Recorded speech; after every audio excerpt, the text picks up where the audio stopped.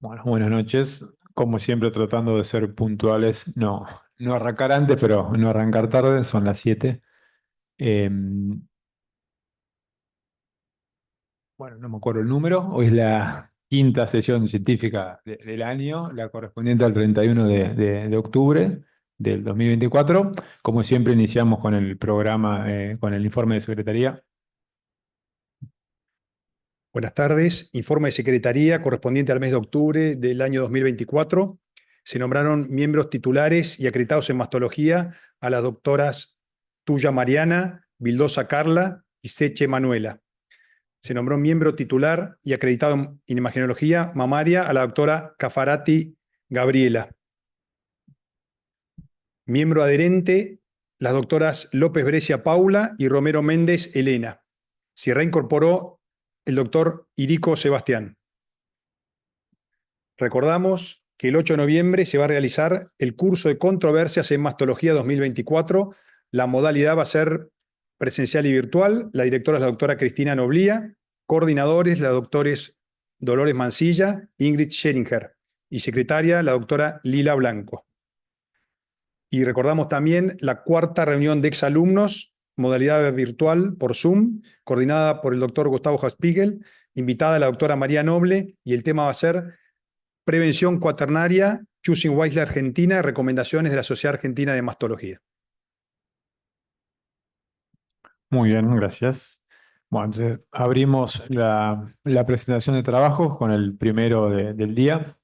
Linfocitos infiltrantes tumorales TILS, factor predictivo de la respuesta a la quimioterapia neoadyuvante del Sanatorio Allende, que lo presenta la doctora Piva.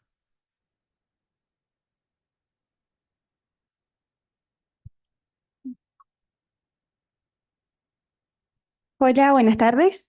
Yo soy la doctora Piva Romina, soy médica ginecóloga y realicé un fellow de mastología en el Sanatorio Allende de Córdoba y trabajo actualmente en la provincia de San Juan.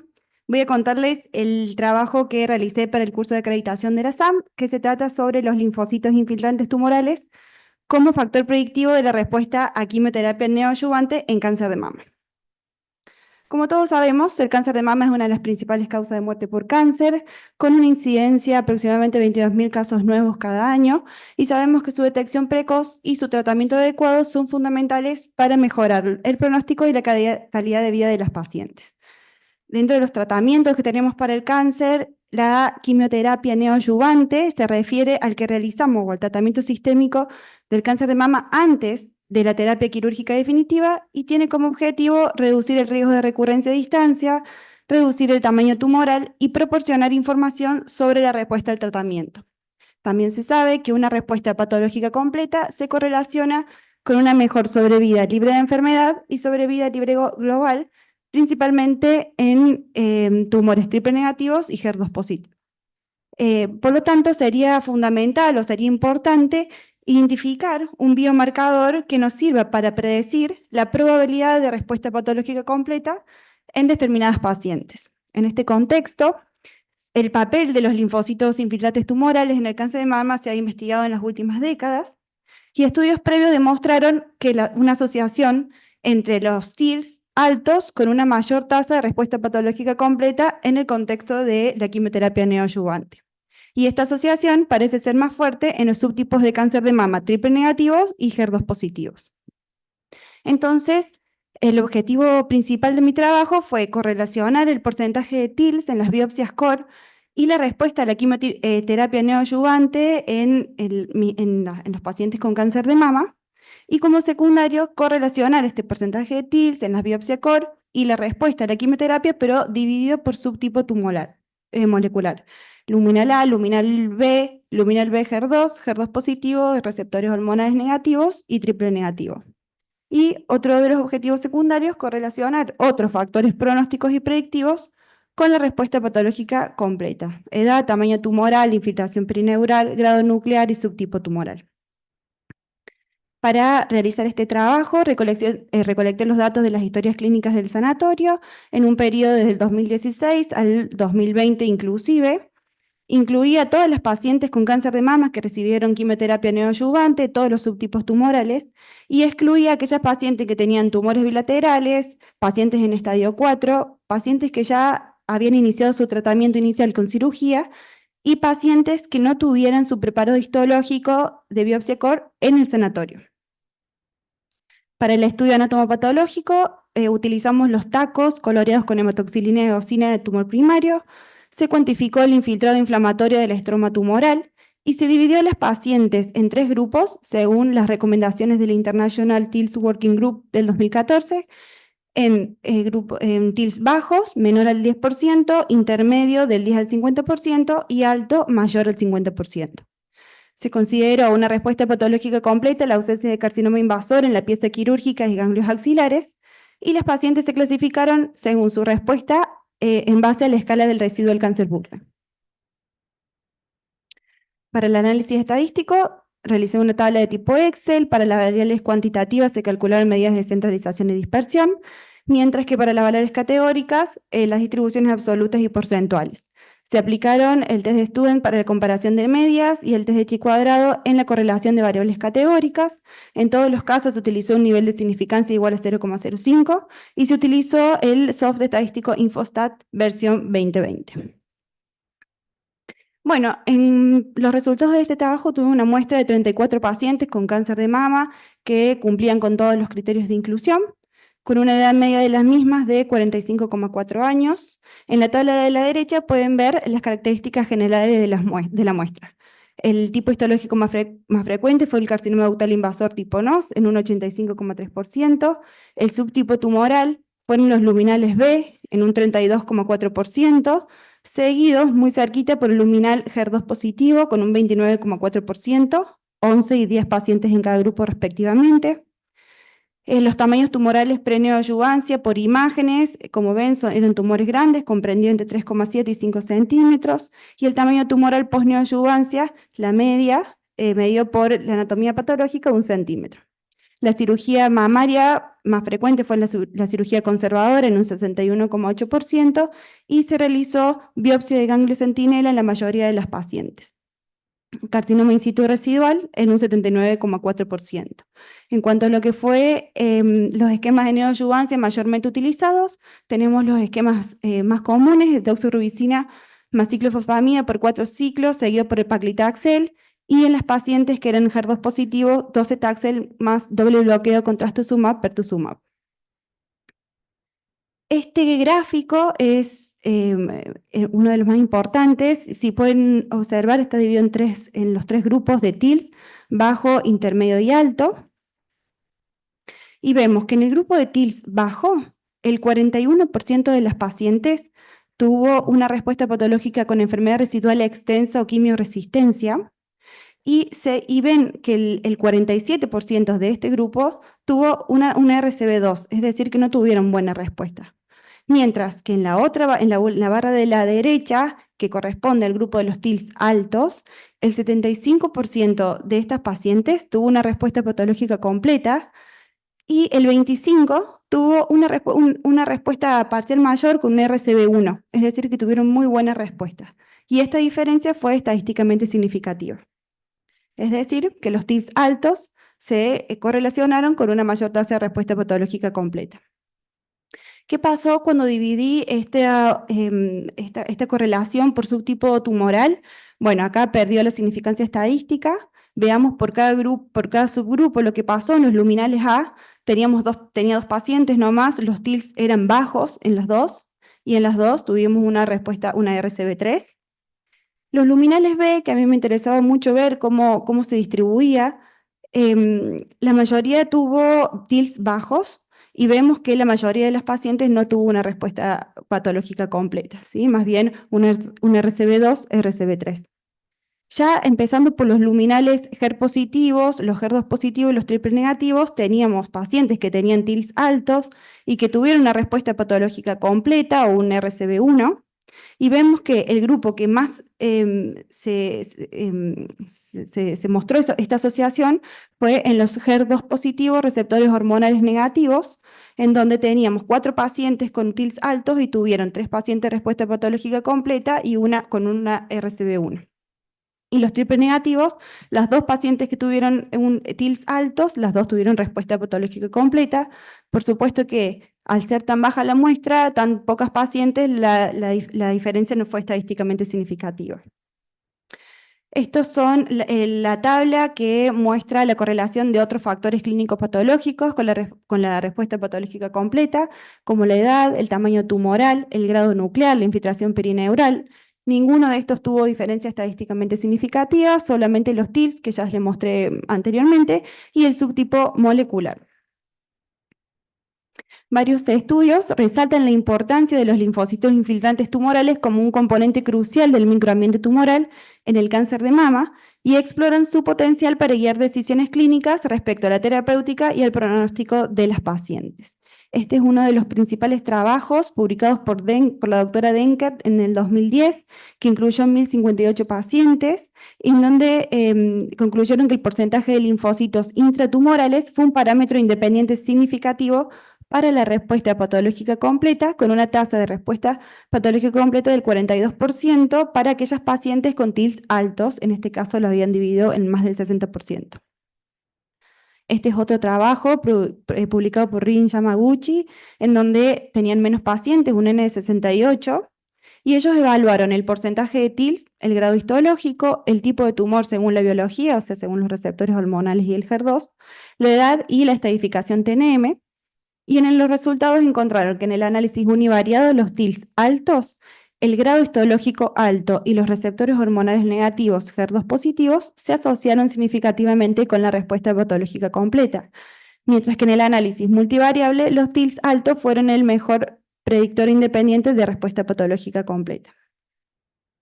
Este es una revisión sistemática y metaanálisis bastante grande, incluyeron 13 estudios con 3.252 pacientes, y encontraron que la detección de un mayor número de TILs en la biopsia previa al tratamiento se correlacionó con una mejor tasa de respuesta patológica completa. Los TILs predijeron tasas de respuesta patológica completa más altas en el cáncer de mama triple negativo y HER2 positivos, pero no en pacientes con receptores de estrógeno positivo, así como nos pasó con nuestro trabajo. Y en el análisis multivariado, los TILs siguieron siendo un marcador independiente de una tasa alta de respuesta patológica completa. Resultados similares fueron publicados por Wurfel y Silvia Adams, en donde además los TILs altos se asociaron con un beneficio de supervivencia en el cáncer de mama, en HER2 positivos y en triple negativos. Este trabajo me pareció que estaba lindo, me basé mucho en este trabajo, está parecido. Ellos tuvieron como objetivo evaluar la relevancia de los TILs para la respuesta a la quimioterapia y el pronóstico en pacientes con cáncer de mama triple negativo, HER2 positivo y cáncer de mama luminal HER2 negativo. Incluyeron 3.771 pacientes, un estudio grande, y evaluaron también los linfocitos tumorales estromales. En este trabajo, a diferencia de lo que pasó conmigo, este trabajo al tener tantas pacientes, en todos los subtipos de cáncer de mama, luminal A, ya sean receptores hormonales positivos o receptores hormonales negativos, todos los pacientes que tenían TILs altos tenían una mejor tasa de respuesta patológica, se asociaban con una tasa de respuesta patológica completa, con una diferencia que fue estadísticamente significativa para todos los grupos. En el análisis univariable, un aumento del 10% en los TILs se asoció con una supervivencia libre de enfermedad más prolongada en el cáncer de mama triple negativo y en el cáncer de mama HER2 positivo, pero no en los tumores luminales HER2 negativos. Y el aumento de TILs también se asoció con una supervivencia general más prolongada en el cáncer de mama triple negativo, pero no tuvo esta asociación en el HER2 positivo. En este gráfico de este trabajo podemos observar, en el gráfico de la izquierda están todas las pacientes y hacia la derecha dividido por subtipo tumoral, en este caso unieron todos los tumores luminales en el mismo grupo y vemos que en la totalidad de los pacientes los TILs altos, en este caso de más del 60%, se relacionaron con una respuesta patológica completa y después dividido por subtipo tumoral, todas las pacientes tenían una respuesta patológica completa, pero vean cómo en el HER2 positivo y en el triple negativo es donde mayor porcentaje de pacientes hay con TILs altos. Yo creo que una limitante de mi trabajo principal y fundamental fue el tamaño de la muestra, que fueron tan pocas pacientes y eso hizo que no me dieran valores significativos, pero a lo mejor, como en este trabajo, sumando o aumentando la muestra, puedo tener resultados más consistentes. Y para concluir, podemos decir que los linfocitos infiltrantes tumorales se han consolidado como un biomarcador importante para predecir la respuesta patológica completa en pacientes con cáncer de mama triple negativo y HER2 positivo, brindando oportunidades para optimizar la estrategia del tratamiento y potencialmente mejorar los resultados clínicos para estas pacientes. Se requiere mayor investigación para determinar su utilidad clínica en tumores luminales y es esencial establecer consensos sobre su evaluación y estandarización para su implementación generalizada en la práctica clínica. Muchas gracias. Muchas gracias. Discutimos o comentamos el trabajo de la doctora Piva. Sí. Ramiro. Hola, hola, doctor. Tata, se escucha. ¿Te escuchan? ¿Sí? Fullerton, ¿cómo te va? Bueno, Bien. muy lindo, te felicito. Gracias. Como decís, la muestra es Muy chica. pequeña. Yo te quiero hacer una pregunta medio rara. Bueno. Correlacionado en los TILs, el porcentaje con la respuesta, dijiste que eran 34 pacientes que habían hecho ganglio centinela. No sé en qué porcentaje. Sí. Yo quiero saber si tenían biopsia de axila positiva previa a la cirugía Ujú. y si correlacionaron la axila positiva con el porcentaje de TILs. No, no todas las pacientes tenían la punción de la biopsia previa del ganglio. No las tengo divididas en cuánto es el porcentaje que sí tenía la punción, pero lo que yo utilicé para hacer el trabajo y para hacer la correlación fue el taco de la biopsia core del tumor mamario primario. Ese fue el que usé para correlacionar. Y eso me pasó porque tenía muchas más pacientes, pero al ir a buscar los tacos a la anatomía patológica, tenía muchos pacientes que se habían punzado en otra institución o hecho el diagnóstico en otro lugar y hacer el tratamiento en el sanatorio, entonces me faltó ese taco, me redujo casi a la mitad el tamaño de la muestra. Doctor Casab. Casab, ¿cómo te va? ¿Cómo le va, doc? Buenas tardes. Buenas tardes. Muy bien, te felicito por el trabajo, Muchas bastante gracias. prolijo.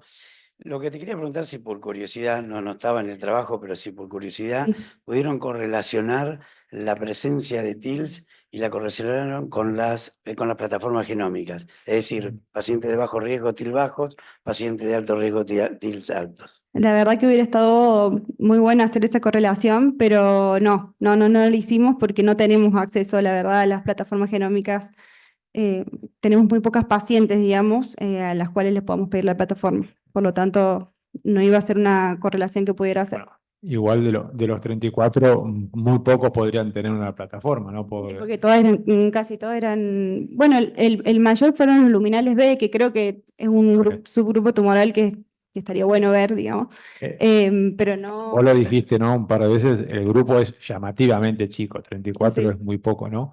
Eso como trabajo de la institución, se te achicó mucho el número por falta de Falta de tener los toda la tacos. información, pues si no son muy pocas en 5 años, Sí, ¿no? sí, tenía bastante más, Bien. por lo menos Y el doble. te quería hacer otra pregunta. Los TILs en los informes de las funciones, ¿no? Ujú. Tuviste que pedir que te lo informen ahora revisando los Sí. tacos, no estaban No informados. estaban informados en todos los tacos, no, porque como eran de años previos donde no se informaban o no se informaban con el porcentaje, entonces busqué todos los tacos, se los No, llevé al ya creo que en las anatopatólogo. coras unos años no se informaban, ¿no?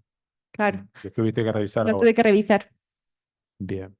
Un consenso de cómo informarlo hay. Vos en las Bien. conclusiones Sí. ponías que, pero el consenso, yo no digo que sea, Sí, que sea perfecto, pero el consenso del No, más que todo el del grupo. International TILs Working Group. Sí. Lo que pasa es que ese consenso, como está basado en la pieza quirúrgica entera, y mi trabajo fue en la biopsia, a eso me refería con estandarizar eso.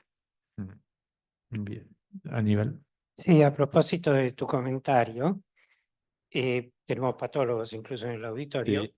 Si las micromuestras son un material apto para determinar TILs. La biopsia, me está preguntando Claro, Docs. las muestras de la core. Claro, la biopsia core. Y casi todos los trabajos están realizados sobre el taco con hematoxilina y eosina, sobre la biopsia core. Es verdad que en algunos trabajos separan los linfocitos intratumorales de los estromales y los intratumorales los estudian con plataformas genómicas, con estudios más de inmunohistoquímica, pero los linfocitos estromales son bastante representativos y son más reproducibles. Y así que sí, Ahí sí, tiene es el algo que... micrófono en mano la representante de los patólogos. No, sí, exacto. O sea, informamos los estromales, que en realidad son más reproducibles. Exactamente. Los informamos en biopsia, sobre todo los que son HER positivos y triples negativos, por Exactamente. supuesto.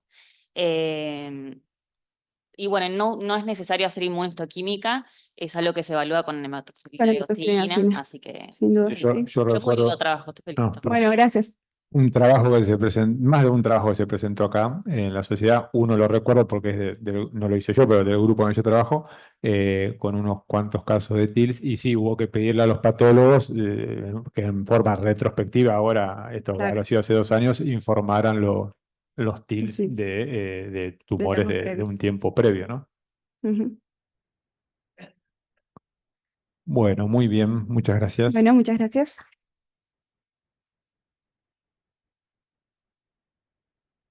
El segundo trabajo lo presenta la doctora Álvarez Holguín. El título es Cáncer mama HER2 negativo, análisis comparativo de la población HER2 score 0 versus HER2 low del Hospital Fernández.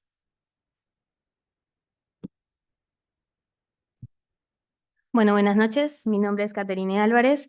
Soy médica de planta del Hospital Fernández. También realicé la posbásica de mastología allí, en el mismo lugar. Y yo les voy a presentar el trabajo titulado Cáncer de mama HER2 negativo, análisis comparativo de la población HER2 score 0 versus HER2 low. Como bien sabemos, el cáncer de mama es una patología heterogénea que requiere una evaluación precisa de biomarcadores clave como HER2, cuyo estado es determinante en la toma de decisiones terapéuticas. Hasta el año 2013, el criterio de positividad para HER2 difería del de la actualidad, considerándose entonces como una tinción intensa e uniforme de membrana del 30% de las células tumorales. Este criterio sufrió una modificación a mediados del 2013, considerándose así una tinción intensa e uniforme de membrana de más del 10% de las células tumorales.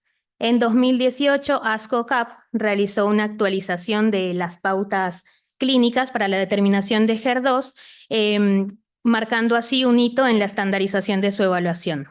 Como bien sabemos, aproximadamente el 15% de los tumores mamarios representan una sobreexpresión de HER2, y si bien esta sobreexpresión les confiere un pronóstico desfavorable, también permite realizar tratamientos específicos para este subtipo tumoral.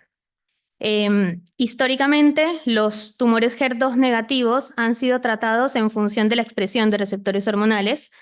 Cabe destacar que aproximadamente 2/3 de los tumores HER2 negativos con receptores hormonales positivos y 1/3 de los tumores HER2 negativos con receptores hormonales negativos presentan una expresión baja de HER2, la cual se considera con un score 1+ y 2+ con amplificación negativa. Estudios recientes han demostrado que esta baja expresión se puede catalogar en un nuevo subgrupo tumoral llamado HER2 low. Si bien este subgrupo no se beneficia clínicamente de la combinación de anticuerpos monoclonales estándar para el tratamiento de HER2, sí se demostró que tratamientos como el trastuzumab deruxtecan mejoran la supervivencia en cáncer de mama HER2 low en ciertos escenarios. Los objetivos de nuestro trabajo fueron evaluar la proporción de la expresión de HER2 low en la población previamente definida como HER negativa, también describir las características clínico-patológicas de pacientes con cáncer de mama HER2 low y HER2 score 0, y realizar el análisis de supervivencia libre de enfermedad invasora, por sus siglas en inglés IDFS, de las cortes HER2 low y HER2 0, y en los subgrupos específicos que fueron HER2 low con receptores hormonales positivos y negativos y HER2 score 0. Este fue un estudio observacional, analítico, longitudinal, de tipo corte retrospectiva, cuyos criterios de inclusión fueron cáncer de mama HER2 low y HER2 0 en estadios 1 a 3, tratadas en la unidad de mastología del Hospital Fernández en el periodo comprendido entre enero del 2005 y diciembre del 2020. Los criterios de exclusión que tuvimos en cuenta fueron cáncer de mama bilateral, pacientes embarazadas, pacientes con carcinoma oculto y pacientes sin información suficiente de su historia clínica. Los datos los obtuvimos de nuestra base de datos institucional. Con un total de 965 pacientes HER2 negativas, fueron excluidas 220, de las cuales 70 tuvieron cáncer de mama bilateral, 3 fueron embarazadas, 3 pacientes con carcinoma oculto y 141 pacientes que no pudimos obtener información suficiente de su historia clínica. Por lo cual nuestra población estudio quedó constituida por 745 pacientes, de las cuales 404 fueron HER2 0 y 341 fueron HER2 low. Se describió y analizó el perfil clínico y anatomopatológico, el tratamiento realizado, la recurrencia y la mortalidad. Las variables a estudio que tuvimos en cuenta fueron la edad, el estatus menopáusico según las guías de NCCN, el tamaño tumoral clínico, compromiso ganglionar clínico, el estadio clínico, así como también el tamaño tumoral patológico y compromiso ganglionar patológico según la JCC octava edición, el tipo histológico, el grado histológico alto versus bajo e intermedio según la clasificación de Nottingham, la invasión linfovascular, la expresión de receptores hormonales tanto de estrógeno como progesterona, según las guías de ASCO-CAP del 2020, el tratamiento quirúrgico, ya sea mastectomía versus resección sectorial, y la quimioterapia neo o adyuvante. A efectos de este análisis, consideramos las siguientes definiciones. IDFS, consideramos eventos de corte a la presencia de recurrencia locorregional, enfermedad contralateral o recurrencia a distancia o muerte. La recurrencia locorregional a un nuevo evento que involucra mama o piel y o pared torácica, axila, ganglios linfáticos regionales, supra e infraclaviculares o mamarios internos, posterior a un tratamiento quirúrgico por cáncer de mama. Y la recurrencia a distancia como la enfermedad metastásica, confirmada con histología o diagnosticada clínicamente mediante imágenes sugestivas. El análisis de IDFS lo realizamos en la corte HER2 low versus HER2 0 y en los subgrupos específicos, los cuales fueron HER2 low con receptores hormonales positivos y negativos y HER2 0 con receptores hormonales positivos y negativos. IDFS se midió en meses desde la fecha de la cirugía hasta el diagnóstico de la recurrencia locorregional, a distancia o muerte. Y en las pacientes que no presentaron recurrencia, IDFS se midió hasta la fecha de la última consulta registrada en la historia clínica. Para el análisis estadístico utilizamos el programa STATA 14.0, las variables comparadas con el test de Student, Wilcoxon o Chi cuadrado según correspondiera. Para el análisis del efecto de las condiciones HER2 low en IDFS, se utilizó el modelo de riesgo proporcional de Cox en un modelo de regresión multivariada y los riesgos relativos fueron informadas como hazard ratio. Las probabilidades de padecer un evento en función del tiempo, fueron analizadas mediante el método de Kaplan-Meier y el test de long rank, y los resultados fueron considerados estadísticamente significativos con una P menor de 0.05. Con una mediana de seguimiento de 46 meses, la proporción de HER2 low en nuestra población fue de 45.8%. Perdón. Lo podemos ver acá. No tuvimos diferencias significativas en cuanto a la edad media de presentación. Podemos observar que en la corte HER2 low hubo mayor prevalencia de tumores en estadios clínicos más avanzados con mayor expresión de receptores hormonales positivos y también hubo una tendencia a presentar tamaños tumorales clínicamente más grandes con mayor compromiso ganglionar patológico. Si bien no tuvimos diferencias significativas en el resto de las variables, podemos observar que en los tumores HER2 low hubo un mayor compromiso ganglionar clínico, tamaños patológicamente más grandes, de alto grado histológico y con presencia de invasión linfovascular. En cuanto a las características de los tratamientos, podemos observar que hubo mayor uso de cirugías radicales, así como también de quimioterapia bien sea neoadyuvante en la corte HER2 low.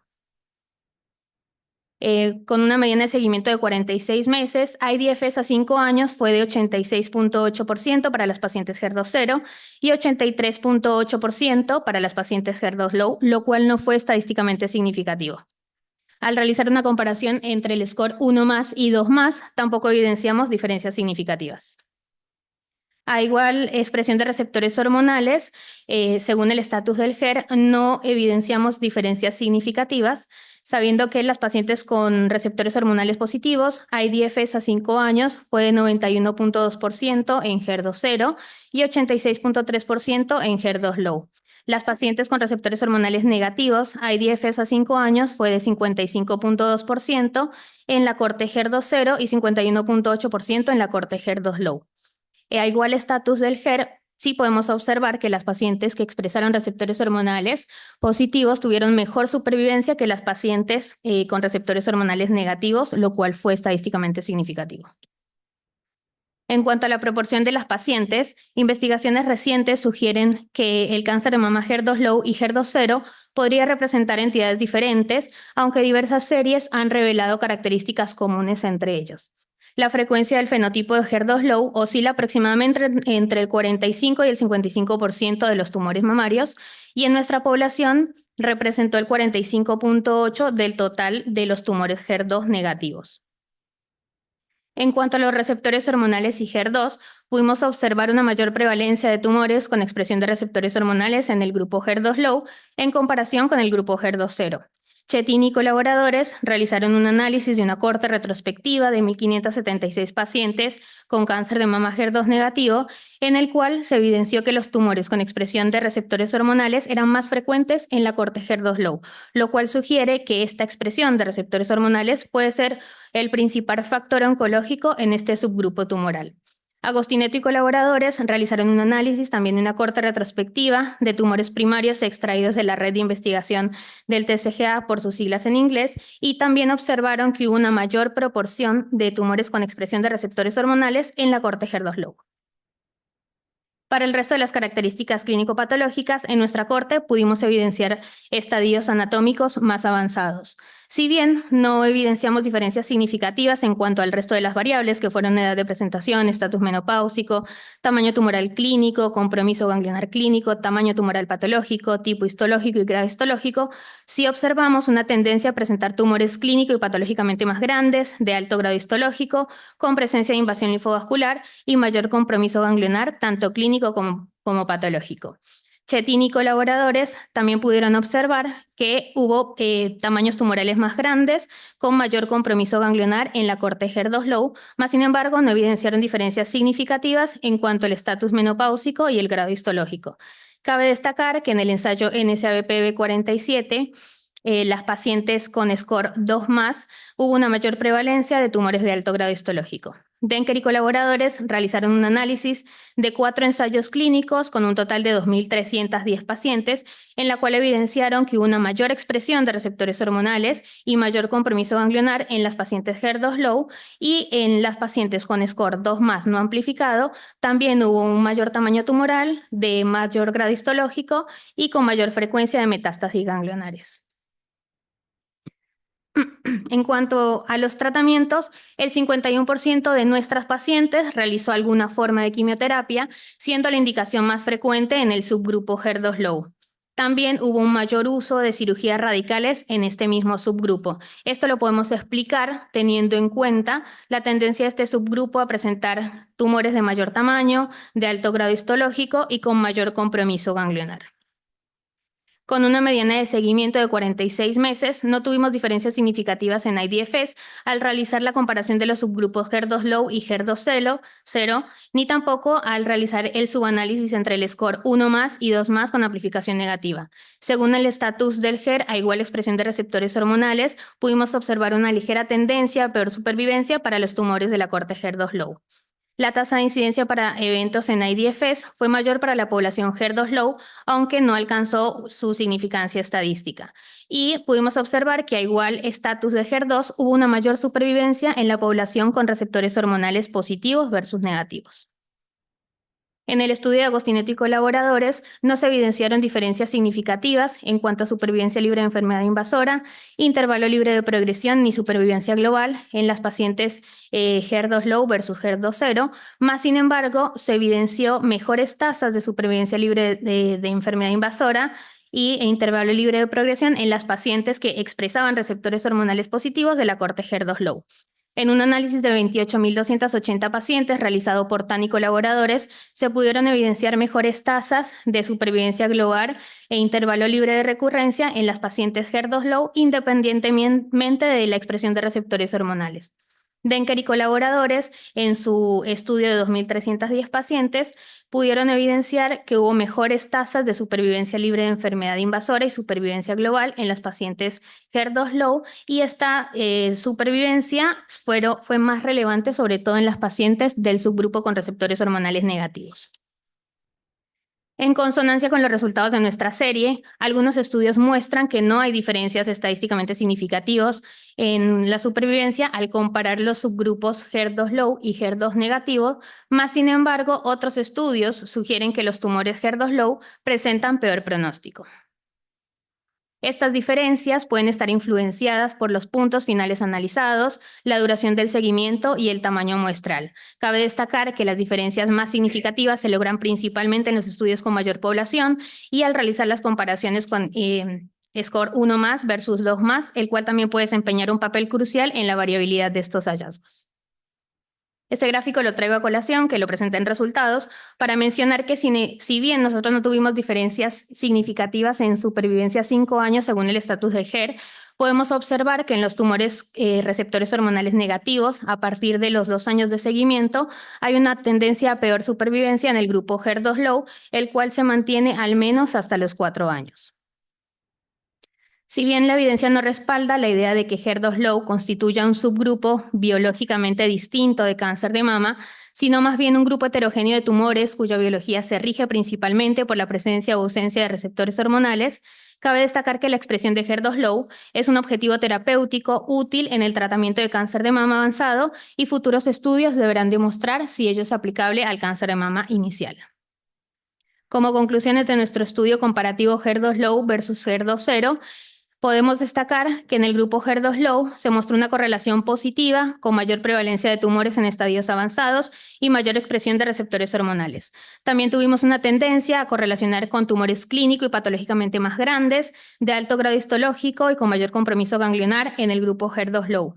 Si bien no tuvimos diferencias significativas en el resto de las características patológicas, ni tampoco en IDFs, tanto en la corte global como en los subgrupos con y sin expresión de receptores hormonales, pudimos observar una tendencia a mejor supervivencia en los tumores HER2-0 en las subpoblaciones con receptores hormonales negativos, aunque el número de estas pacientes y de eventos limita su significancia estadística. Muchas gracias. Muy bien, gracias. Bueno, discutimos, comentamos el trabajo de la doctora. ¿Alguien quiere la palabra? Bueno, te felicito, pero muy completo, muy profundo y muy prolijo el análisis estadístico, como siempre en el grupo. Gracias. Creo que es muy importante sobre todo el tema porque es uno de los temas más nuevos, ¿no? Para los mastólogos, para los patólogos, para informar el HER2-low, y que todavía estos análisis son muy importantes, muy interesantes. Todavía no tiene, pero falta poco, ¿no? Para que tenga más implicancias clínicas y, por supuesto, terapéuticas, por lo menos en cáncer inicial, ¿no? Ya todo depende de las aprobaciones, ¿no? Del trastuzumab deruxtecan. Creo que otro de los puntos importantes, que vos lo dijiste, ¿no? Pero lo resaltaba más mientras te escuchaba, es que todavía falta bastante desentrañar. Vos mismo presentaste los trabajos con resultados opuestos, la relación del HER2-low con los receptores hormonales, ¿no? Sí. Eso lo manifiestan ustedes y también está en los trabajos, ¿no? Sí. Importante desde ya en esto el trabajo de los patólogos. Hoy justamente no va a venir más porque les recuerdo que por suerte tenemos en Argentina las normas de diagnóstico y de informe del HER2-low que hizo la SAP, la Sociedad Argentina de Patología, que se presentaron acá mismo en la primera sesión del año de la SAM, de nuestra sociedad, y que justamente hoy está, y es parte del trabajo, una de las autoras de esa norma, que es la doctora Dupont, ¿no? Serían mis puntos más importantes para resaltar del trabajo, ¿no? Les pregunto de nuevo, ¿alguien quiere hacer algún comentario, alguna opinión personal? Bueno, muy bien. Bueno, muchas Y gracias. claro.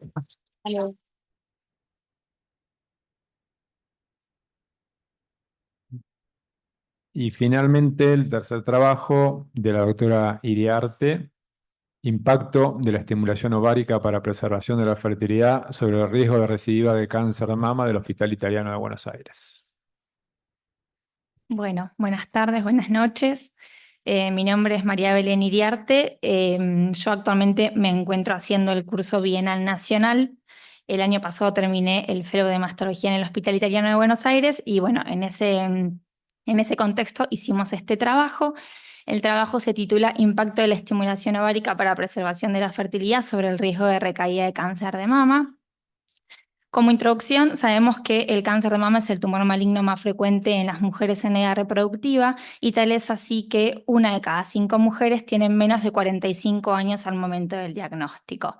Más allá del diagnóstico, acompañan características pronósticas que son desfavorables, la edad temprana, la detección en estadios avanzados al momento del diagnóstico, la mayor tasa de tumores triple negativos y HER2 positivos, y las mayores tasas de recaída independientemente del estadio.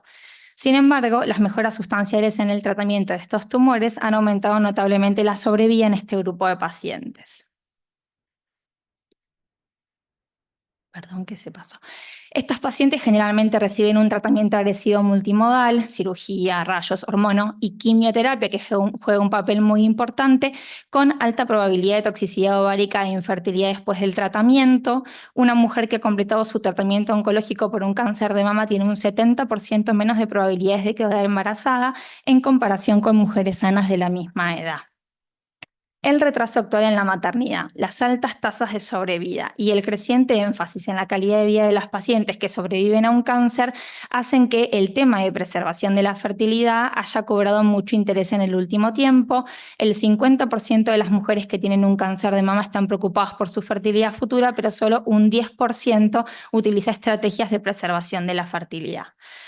Sabemos que la preservación se puede hacer a través de la criopreservación de ovocitos o embriones, que son los métodos más utilizados, que en un contexto de una paciente sana, la estimulación ovárica conlleva un aumento en los niveles séricos de estradiol entre 10 a 20 veces por encima de los valores observados en ciclos naturales. Y en el contexto del cáncer de mama hay protocolos alternativos que involucran el uso de gonadotrofinas y agentes antiestrogénicos como el letrozol, que permiten mantener bajos los niveles de estrógenos circulantes sin afectar los resultados de recuperación ovocitaria. Según los datos publicados en la literatura, el uso de estas drogas no aumentaría el riesgo de recaída.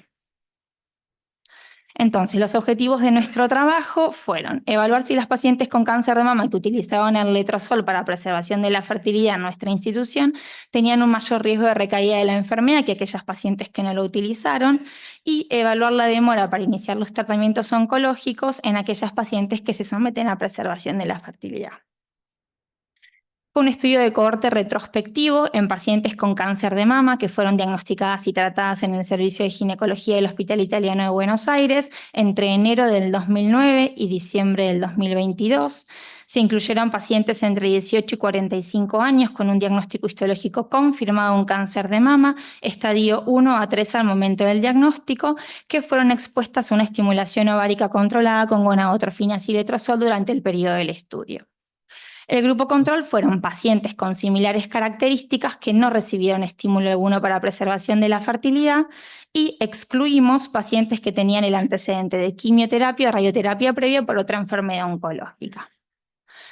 Mi exposición primaria de interés fue la estimulación ovárica, como les conté, con letrozol y gonadotrofinas en estas pacientes con un cáncer de mama estadio 1 a 3.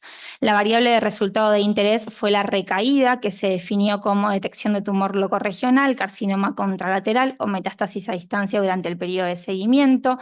El tiempo a la recaída, o sea, el tiempo cero, fue desde la fecha de la cirugía, y la otra variable que evaluamos fue el intervalo en días entre el diagnóstico y el inicio de tratamiento. El seguimiento se definió como un control clínico semestral o anual con o sin imágenes mamarias, llevado a cabo por el equipo de mastología o de oncología clínica. Revisamos las historias clínicas de las pacientes. Lo que buscamos fueron características de la población, que fue fundamentalmente la edad del diagnóstico. Dentro de lo que es anatomía patológica del tumor primario, buscamos tamaño tumoral inicial, el grado histológico, si había invasión linfovascular, el compromiso axilar y el estadio tumoral.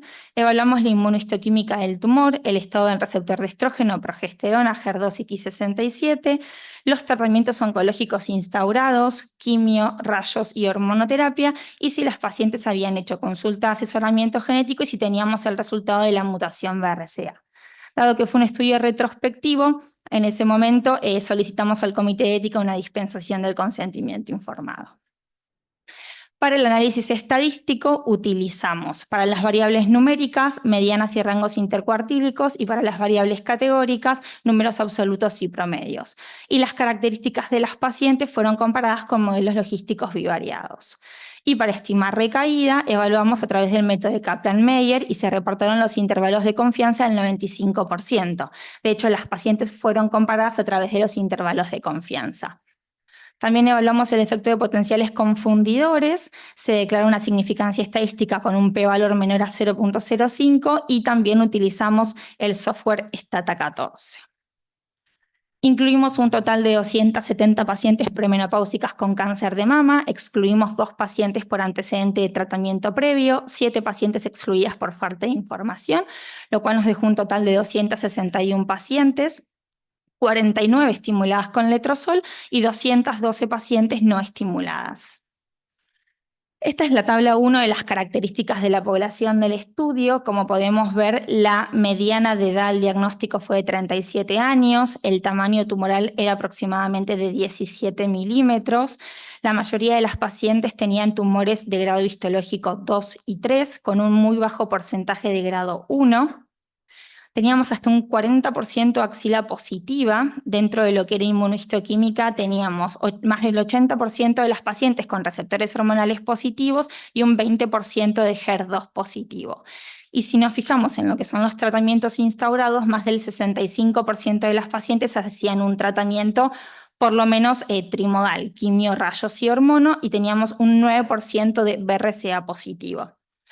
Y si lo que queremos ver es cuán similares eran ambas poblaciones, no tuvimos diferencias en lo que fue edad en el momento del diagnóstico, en lo que fue la sobreexpresión del HER2, en el uso de radioterapia como tratamiento adyuvante y en la prevalencia de BRCA positivo. Sin embargo, las pacientes estimuladas tenían tumores de mayor tamaño, había mayor estadio al momento del diagnóstico, con un Ki67 elevado también en mayor cantidad en las pacientes estimuladas, con mayor tendencia a recibir quimioterapia y menos hormono. Los resultados del objetivo primario: tuvimos una mediana de seguimiento de toda la población de 67.8 meses. Lo positivo fue que más del 75% de las pacientes habían completado el seguimiento al momento en el que nosotros revisamos las historias clínicas, el 75% en el grupo de pacientes estimuladas y un 81% en el grupo control. Tuvimos 58 recaídas de la enfermedad, 11 en el grupo de pacientes estimuladas y 47 en el grupo de pacientes no estimuladas. En toda la población, la recaída a 8 años, que serían los 96 meses, fue del 30%. Y cuando comparamos pacientes estimuladas versus no estimuladas, vemos que en las pacientes estimuladas el riesgo fue de un 24.2% contra un 30% de pacientes no estimuladas, lo cual nos dio no significativo. El HR crudo de recaída en las pacientes que recibieron letrozol fue de 1.75 con una P no significativa y un intervalo de confianza que cruza la unidad. Y cuando ajustamos por factores de riesgo, ajustamos por edad, tamaño tumoral, ganglios positivos y estadio, fue de 1.32, lo mismo no nos dio con significancia estadística. En lo que respecta al objetivo secundario, el tiempo entre el diagnóstico y primer tratamiento fue de 25 días, con un intervalo intercuartílico de 25 a 35 en toda la cohorte, y puntualmente en las pacientes estimuladas fue de 28, en las no estimuladas fue de 24 días. La preservación de la fertilidad es hoy por hoy una prioridad para mujeres jóvenes con cáncer de mama. En este estudio de cohorte demostramos que la estimulación con el uso simultáneo de letrozol y gonadotrofinas no se asoció a una mayor tasa de recaída de la enfermedad después de un seguimiento de aproximadamente 8 años, y asimismo tampoco observamos una mayor tasa de recaída cuando ajustamos por algunos factores de riesgo.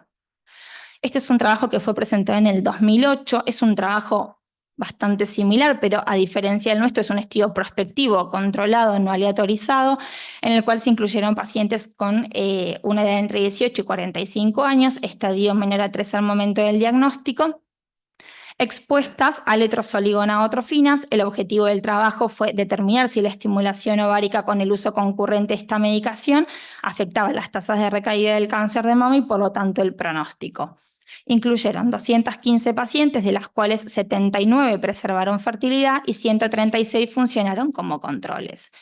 En este caso, todas las pacientes del estudio eran similares en prácticamente todas las categorías evaluadas. La única diferencia vieron una mayor tasa de receptor estrogénico positivo en las pacientes estimuladas, con una mediana de seguimiento que iba entre 23 y 33 meses, y lo mismo, no tienen diferencias en sobrevida libre de recaída entre los grupos. Ellos tuvieron una recaída de 3.8% en las pacientes estimuladas y de un 8% en el grupo control. Este otro estudio es un estudio presentado en el año 2016 que toma algunas pacientes del estudio anterior. Fíjense que tiene los mismos criterios de inclusión, es entre el año 2002 y 2014. En este caso los grupos también fueron similares, excepto porque hubo una menor frecuencia de axila positiva en el grupo que había preservado fertilidad, pero tuvieron un N de 432 pacientes y 120 pacientes estimuladas.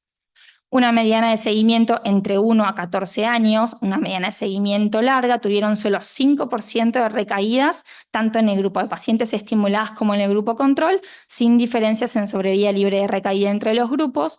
Y el gráfico que puse abajo es porque también en este estudio evaluaron pacientes BRCA positivas y lo que vieron es que tampoco había diferencias, o sea, pacientes BRCA positivas estimuladas. Sin diferencias en sobrevida libre de recaída. Esta es una revisión sistemática que presentaban 4 estudios y había como un apartado en el que hablaba de recaída y pronóstico de las pacientes con cáncer de mama. Ellos concluyen que la coadministración de gonadotrofinas con letrozol no conduce a un deterioro a corto o mediano plazo en el pronóstico del cáncer de mama y que es seguro desde el punto de vista oncológico cuando consideramos preservación de la fertilidad. Y por último, este estudio es un metaanálisis, incluye 11 estudios con 4.643 pacientes. En este caso el riesgo de recaída fue entre un 8 y un 16%, con una mediana de seguimiento entre 23 y 79 meses, sin un efecto perjudicial de la estimulación ovárica en términos de sobrevida libre de eventos. E incluso ellos hacen un apartado donde lo que establecen es el riesgo de morir, y lo que ven es que las pacientes que fueron sometidas a estimulación ovárica tienen menos riesgo de morir que las pacientes no expuestas.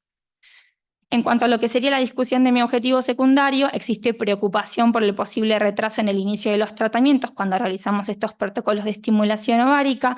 La demora en días desde el diagnóstico hasta el primer tratamiento instaurado fue de 25 días, que se prolongó solo 3 días más en el grupo de pacientes estimuladas, lo cual es una demora totalmente aceptable, y en el metaanálisis que acabo de mencionar, el retraso fue de 6 días. Es imperativo garantizar una demanda precoz a especialistas en fertilidad para que la paciente tenga la oportunidad de completar su planificación familiar después del diagnóstico y antes del tratamiento.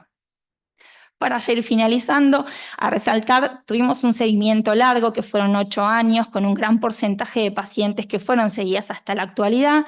Y lo positivo por ahí del hospital es que tenemos un centro con una unidad de mastología y de reproducción, lo cual disminuye la posibilidad de pérdida de pacientes, mejora la calidad de recolección de datos y además optimiza las intervenciones dirigidas a preservar fertilidad. Como limitaciones, bueno, hicimos un estudio que fue retrospectivo, que no lo pudimos hacer controlado, no fue posible controlar todos los factores que podrían haber influido en los resultados, y tuvimos diferencias claras en parámetros pronósticos del cáncer de mama. Y por otro lado, aspectos adicionales del estilo de vida no formaron parte de los criterios, no fueron incluidos en el estudio, entonces no podemos descartar que haya factores de confusión residuales como resultado de las diferencias. Como conclusiones, sabemos que el tratamiento del cáncer de mama mejora el pronóstico de nuestras pacientes, pero afecta negativamente su reserva ovárica. Nuestro estudio aporta una evidencia pequeña adicional que respalda el uso del letrozol como una herramienta efectiva y segura para la preservación de la fertilidad en pacientes con cáncer de mama, y esto es un paso más en la mejora de la atención médica de las pacientes y en la consideración de sus necesidades. Nosotros como médicos debemos esforzarnos por brindar información precisa, por apoyar la investigación médica en lo que respecta a estrategias de preservación de la fertilidad y optimizar no solo la sobrevida, sino también la calidad de vida de nuestras pacientes.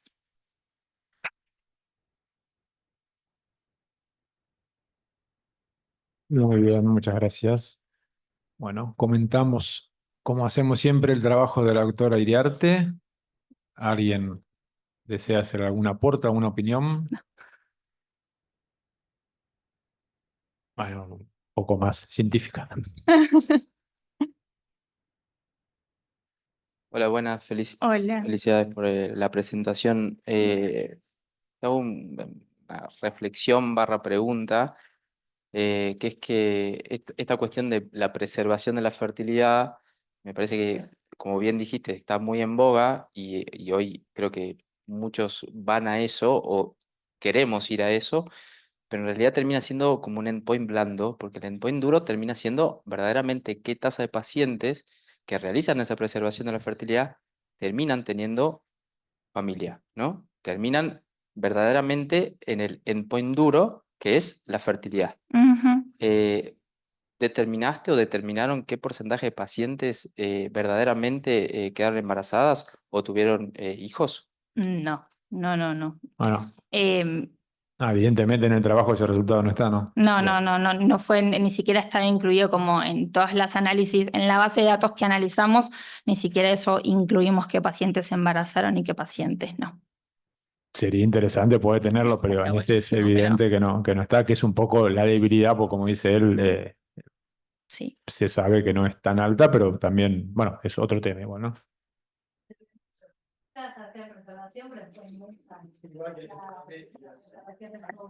Pero el verdadero éxito serían las que las requieren usarlo, que ahí Sí. tenga la tasa de éxito con embarazo positivo, ¿no? Posiblemente lo busquemos en algún momento, pero igual lo que sabemos en la actualidad es que muy pocas deciden buscar, y aparte tiene que pasar más tiempo. Si bien el tiempo es a 2, 3 años, la búsqueda de embarazo, muchas veces prefieren continuar su tratamiento y hacerlo posterior. La realidad es que pocas. Y muchas pueden no recurrir a la conservación, lo pueden lograr Incluso su naturalmente. paciente ha recurrido y por ahí no les es suficiente, ¿no? Tiene todavía su falla el tema de la criopreservación, porque muchas veces son mujeres también grandes y lo que criopreservan son 10 ovocitos. Y eso no, muchas veces no llega a ser suficiente para quedar embarazadas posteriormente. Sí, yo no te lo pregunté justamente por eso, porque lo que se observa, no solo en mama, sino en endometrio y ovario, es eso. Realizan la preservación y luego no siguen adelante con el tema del embarazo, pero es como que desde el punto de vista psicológico es algo que la fortalece y bueno, y hace a uno de los tipos de prevención terciaria, rehabilitación, o sea, es importante. ¿Sí? Es verdad que muchas luego no lo utilizan. Así que es difícil de medir. Sí, por supuesto. También En el creo estudio de que hospital y clínica se midió en endometrio, tuvieron una tasa aceptable de embarazo, después mala evolución de las pacientes, pero bueno, es más o menos como comentó la doctora, por lo menos en lo que yo tengo estudiado. Creo que los dos objetivos que vos planteás al comienzo están bien establecidos, ¿no? La recidiva, ¿no? Entre un grupo y otro, y sobre todo la demora del inicio, porque aparte, o mejor dicho, la no demora, que es siempre uno de los temores, y en el caso de ustedes lo demuestran claramente, ¿no? Roberto. Sí, uno ve que los resultados casi que andan mejor las que fueron estimulados que las que no fueron estimulados. ¿A qué creen ustedes que se debe eso? ¿Al uso del letrozol, que también es parte de los tratamientes posteriores a las menopáusicas? ¿Acá se actúa si tiene algún beneficio? Porque en realidad no tendría por qué. la ¿A verdad qué que creen que se atribuye ese beneficio? no te sabría responder. Nosotros en su momento, cuando hicimos el estudio, también hicimos la curva de mortalidad y también nos dio algo parecido. O sea, no lo presenté porque no era el objetivo del trabajo, pero también nos dio algo parecido a lo que mostré. No sé si lo estudiaron en este caso. A veces está lo que se llama el sesgo de la madre saludable, que las que hicieron estimulación eran por ahí estadios más iniciales, casos que que a lo mejor les iba a ir mejor con o sin estimulación, ¿no? Porque cuando uno ve cáncer de mama y embarazo, a las que tuvieron hijos les fue mejor también en sobrevida, y eso tiene que ver con el sesgo de que las que se embarazaron eran las que tenían estadios más iniciales o hicieron tratamientos menos agresivos, o les iba a ir mejor de todas maneras. Esa era otra pregunta que tenía acá para hacerte. ¿Ustedes para indicar o para que la paciente, si lo desea, acceda a la preservación, no discriminan por estadios, ¿no? Porque hay de estadios 1 hasta estadios 3 sin ningún problema. Exactamente. Bien. Sí. Sí, creo que una cosa que por ahí sirve para pensar o responder esa pregunta tiene también que ver con cuántas de las pacientes a las que se les propone la consejería en fertilidad y la preservación después la realiza, si eso hace una diferencia en términos del pronóstico, porque por ahí la paciente que no necesita hacer la estimulación, que no es estimulada porque tiene un tumor en estadio inicial, que es el grupo control en el que vos estás comparando, es una paciente que no hace la estimulación, y quizás la paciente de todo el universo de pacientes a las que se les propone la estimulación, tal vez se seleccionan las pacientes que quizás tienen mejor pronóstico, son por ahí, hay que ver también de todas las que les proponemos cuántas realmente después hacen todo el recorrido. Puede tener que ver también con cómo se selecciona la paciente. Sí, hay muchos sesgos y desvíos posibles, ¿no? Bueno, te felicito de nuevo entonces, si no hay ningún comentario más, Gracias. cerramos.